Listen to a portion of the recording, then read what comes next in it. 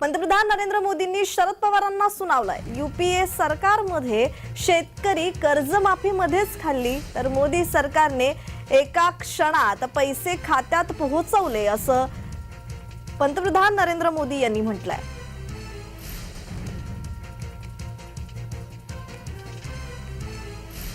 पंतप्रधान नरेंद्र मोदी यांची यवतमाळमध्ये जाहीर सभा पार पडली आणि या जाहीर सभेदरम्यान ते बोलत होते। त्याचबरोबर पंतप्रधान नरेंद्र मोदी यांनी विविध योजनांचा शुभारंभही केलेला आहे।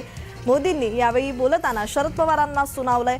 यूपीए सरकार शेतकरी कर्जमाफीमध्येच खाल्ली, त्याचबरोबर मोदी सरकारने एका क्षणात पैसे खात्यात पोहोचवले असं पंतप्रधान नरेंद्र मोदी यांनी म्हटलंय।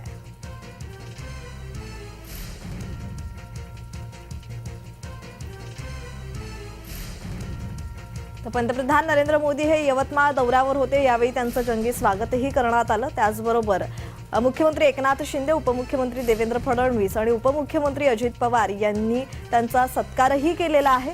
त्याचबरोबर पंतप्रधान नरेंद्र मोदी यांनी शरद पवारांना बोलताना सुनावलंय।